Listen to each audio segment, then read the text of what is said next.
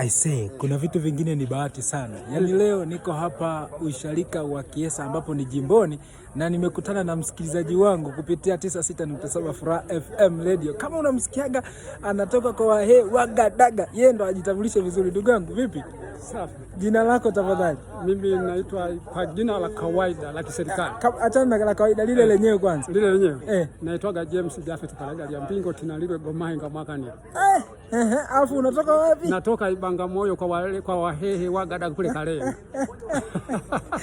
Bwana vipi? Kwanza hongera kwa seminar. Kwa kweli namshukuru Mungu, nimejisikia vizuri sana. Kuna mambo mengi ambayo kwa kweli nilikuwa siyaelewi sana juu ya bega kwa bega, lakini kwa leo hii nimejifunza. Wakati mwingine yanapita kama siri hivi, hatuyaelewi. Hata namna ya kujiandikisha pale tunashindwa, lakini kwa leo nimefunguliwa. Tuache hayo, sasa turudi kwenye jambo letu. Radio Furaha unaisikiaje kutoka huko Wagadaga huko? Kwa kweli tunaisikia vizuri. Tunaisikia vizuri na tunafurahi sana. Ukimsikia Melo Super ule usiku unasikiaje? Yana hisia raha. Tunaona mpaka nasika naanza kuimba kielewe chenyewe tena kuliko kuzungumza mambo mengine. Ongea kimoja tu wale wanakutazama. Mimi niseme kwamba kwa kweli radio kwa kie sasa. Yaani Radio Furaha jamani. Inakaa kanofu. Katerefu. Kwa kweli tuiungire liwoko.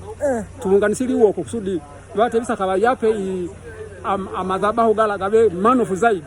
Kwa hiyo tuitaide tuangalie nawe una sumuni hiyo kido ludodo pambe ludodo pambe kwa kufika kuliko nape bugendo rugendo abanga na hatua yimwinga nekitu papa utalo bas tanu kusondira baka tu hatua 20 hatu wangi na hatua moja hiyo tu na 200 300 400 500 hiyo ituhoegereza pa utalo. Asante sana kweli kabisa, asante sana. Mimi naitwa Mesha Kilongo, ukipenda niite Melo Super, wadogo wananiita kaka fundi, lakini tiki ndefu kama umechagua kuniita Kohani Mwandishi.